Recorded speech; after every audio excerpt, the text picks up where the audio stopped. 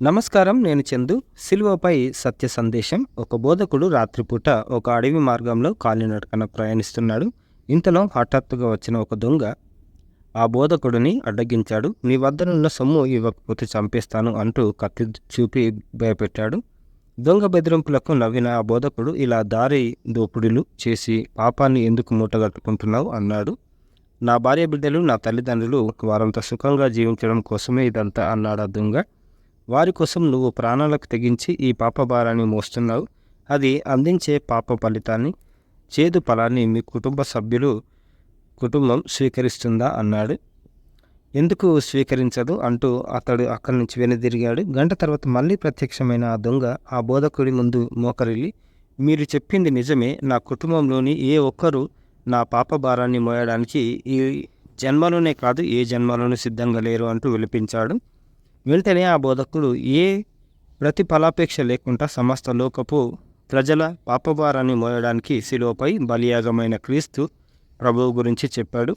వీపు మీద శిలువ భారం, కాళ్ళు చేతులకు మేకులు, తలపై ముళ్ళ కిరీటం, పైన సూర్యతాపం, వీటికి మించిన గాయాల తీవ్రత, ఇన్ని బాధలు పెట్టిన చిత్కారాలు చేసిన తండ్రి, వీరేమి చేస్తున్నారో వీరు ఎరుగరు గనుక వీరిని క్షమించుము అని ప్రార్థించాడు. క్రీస్తుకు శిలువ శిక్ష వేసే సమయంలో పిలాతు అనే న్యాయాధికారి నువ్వు ఎవరు అని ప్రశ్నించినప్పుడు నేనే సత్యం అన్నాడు ప్రభువు.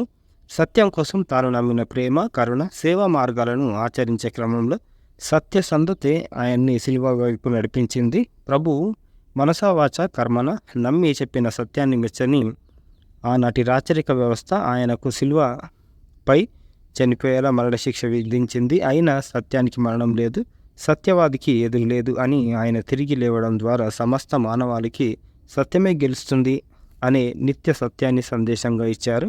పాపం చేస్తూ పట్టుబడిన ఒక విధి వంచితను ఆనాటి మత ఛాందస్సులు రాళ్లతో కొట్టి చంపాలనే శిక్ష విధించినప్పుడు ఆయన ఆనాడు సూటి ప్రశ్న వేశారు. మీలో పాపం చేయని వాడే మొదటి రాయి విసరాలి, పాపులను కాదు పాపాన్ని శిక్షించాలి అంటూ ధైర్యంగా సూటిగా సమాజాన్ని ప్రశ్నించిన ఆయన సత్య మార్గం అన్ని కాలాల్లోనూ అనుసరణీయం, ఆచరణీయం.